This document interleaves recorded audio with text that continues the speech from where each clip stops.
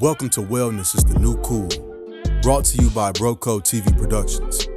Join us on this transformative journey as we delve into the realms of mindset, self-reflection, growth, and transparency.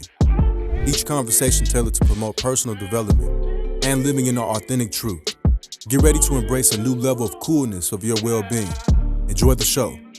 Make sure to subscribe, like, comment, and share. We all we got.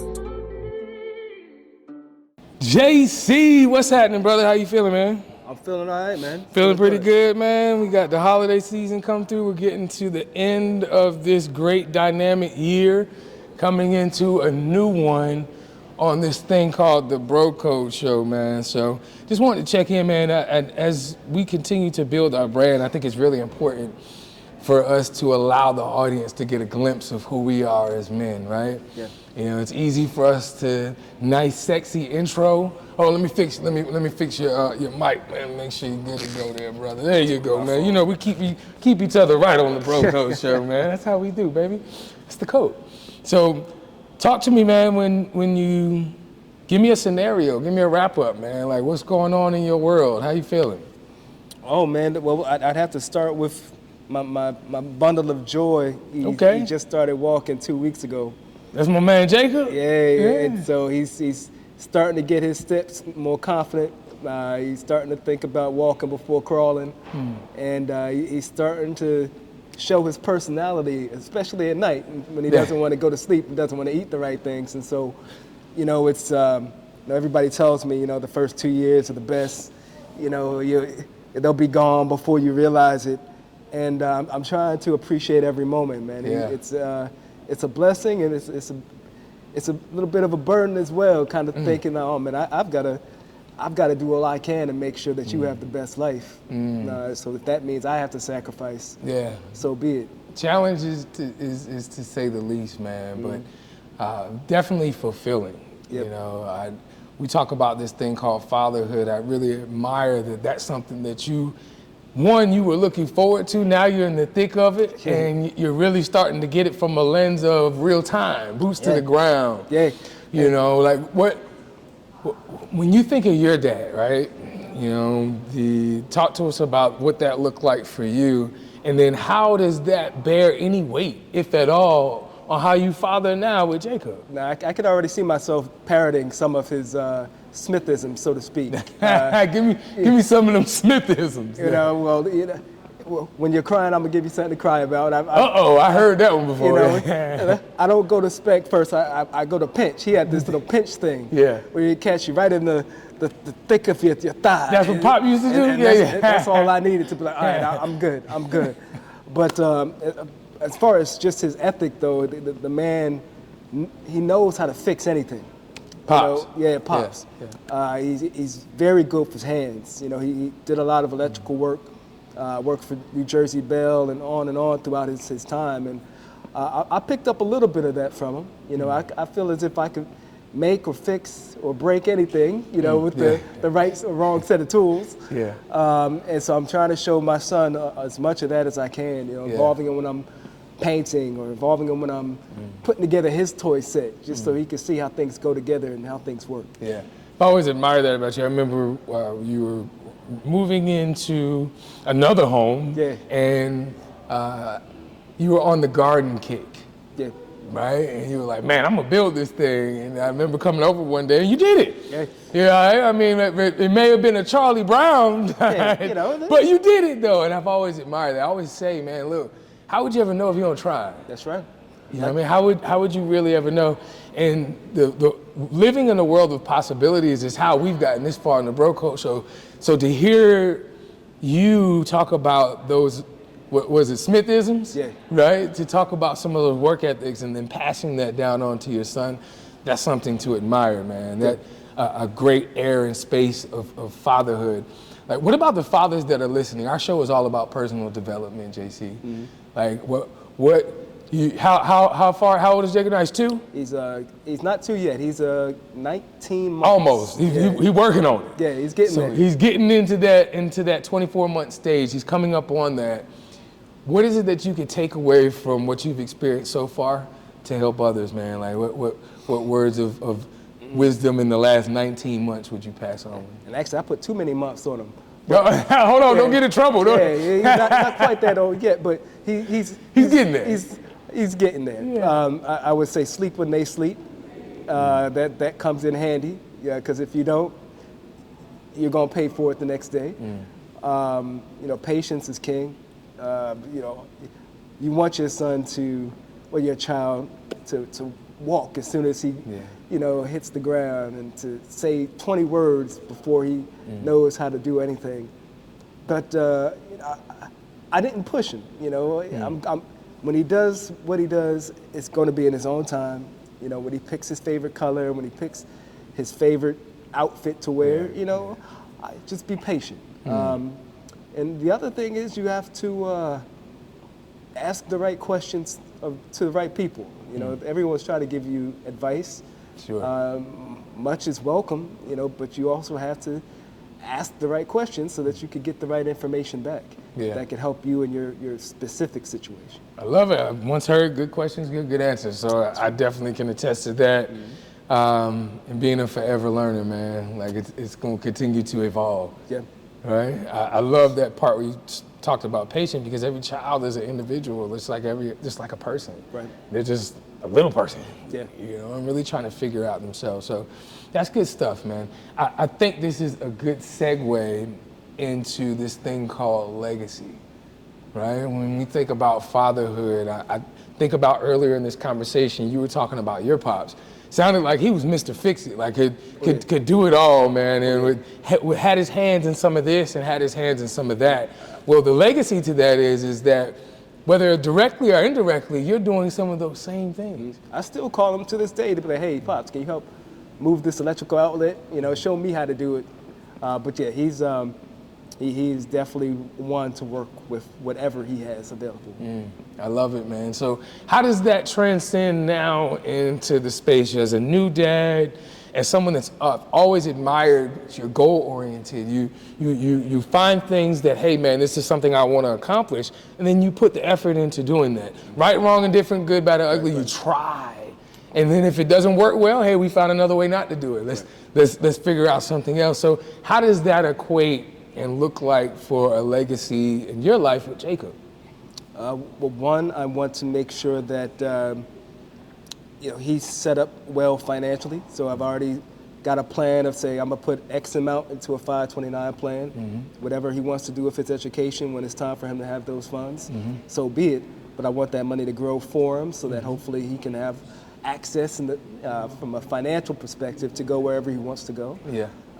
Two, I've got a couple things I do on the side to where, if that does work out, great. They'll be fully paid for. There's something to where if he wants to continue it, it's a ready-made, just pick up and go. Yeah. And I think really the last piece of it would be in terms of the legacy, because I'm one of the only Smith men to have fathered a child, at least in my intermediate family. It's cool to kind of see him go on his own path as a man, and watching the choices that he makes. And so I want to make sure I expose him to as much as he possibly can be exposed to, but everything that I wasn't, so to speak. So, I don't want his legacy to be, I want to be like him. I want him to get into golf, soccer, baseball, and build his own thing that I can kind of live through him. Yeah, yeah. It's funny you say that, for those that do love golf, you look at Tiger and Charlie, right? Not a great golf enthusiast, but to your point, man, to watch that relationship about a common passion, right? Because our passions are what we do for ourselves, our purpose is what we do for others. I think that's a great segue when it comes to legacy too. We have our hands as men of valor, as men in the community in many different things. Some of those things are to make us feel warm and fuzzy inside. Some of those things are a sense of fulfillment that may keep us up at night, may worry us or concern us, or have, you used this word earlier, the burdens of others on our mind. I want to shift gears when we talk about legacy and just asking your thoughts on the service mentality, man. Like, One thing I can honestly say, JC, that for individuals like yourself and Kirk and those we talk about in that inner circle, anyone that I've ever let close to me like that has to share in that space. Yeah. I've always admired that about you. We've had numerous conversations. Maybe we didn't say the word. We didn't say, oh, servant leader, but we were talking about the heart of a servant. We were talking about putting other people's needs before our own wants. Man, I love for those that are listening, man, for those that watch our show, our platform, and we appreciate those people. Like, why is that important to you, man? And how did it become important? For me, it was something to where, when I look back to even as a child, I always got my best joy out of being good to other people. I never felt as if I needed to have everything. And I often felt as if, hey, if I got it, you got it, you know? And so as I grew up as an adult, I tried to find ways to where I can give back, whether that's through my college days as, you know, president of this council or president of this council, or even the work with Y4C. It's good to give back and see the smile on other people's faces. You know, Christmas is a season of giving and joy, but I often find I don't need the presents. I'm good just seeing you smile opening up the presents. You know, and if I get something, great, but that's not necessarily what I go into it for. Yeah. And so I think it's just something that's been instilled in me. My parents never gave me that attitude to where, you know, you need to have more than the next man to be the best man. And I've always kind of just held on to that, to where what I have is for me, but I can share it with whoever to make the world a better place. You know, I just want to leave the world better than I left it. Yeah, man, thank you for sharing, man. And again, we've had this conversation numerous times. What you're talking about is a space that adds value, right? Doesn't matter the room, the space, the environment, the ecosystem. That mentality, that sense of purpose, that sense of heart towards others adds value. And that's why me as a friend, as a visionary, as a business owner or co-owner, and us doing things together, why it means so much. So for me, I get enjoyment out of that same thing, right? Having someone around me that shares that same heart. And knowing that it's an authentic space, man. We've had many conversations, Jay. Like we joke sometimes about, man, we done this 175 times. I done lost count, bro. I'll be honest with you, man. Like, I'm really enjoying the journey. You know, numerous times we've talked about the conversation and how everything starts with that. But if you could go back, bro, and really kind of navigate through all of these conversations we've had, what's one of the ones that are most memorable? What's one of the ones that kind of sticks to you, and why? Like, what did you get out of it? Oh, man, I'd go back to Gianni's episode. Hackett, you talking about? Not Johnny Hackett, but I Am Gianni, the rap artist. Oh, Gianni, my bad. Yeah, I Am Gianni. What up, Gianni? Yeah, when we went to his shoe store up in, what was that, Apex? In Apex, right? Keep it collective. Yeah, you know, I'm not gonna lie. I had probably heard of him sparingly through his music before, but in preparation for the interview, I was like, yo, his songs are dope, because it's not what you typically hear from a rap artist. You know, going so deep and influence in terms of their perspectives, their financial health, their mental health, and the relationship with his girl. Like you don't get that from every artist. And so but when you talk to him, it's him. Like I had a one point where I was like, all right, how much of this is just for the record label, you know, and how much of this is for show? But no, his lifestyle, everything you see him put out on social media, and what you hear him rap about, the man's been through a lot. Yeah. And in that little 2 hour span of time, man, I learned so much more about myself than anything.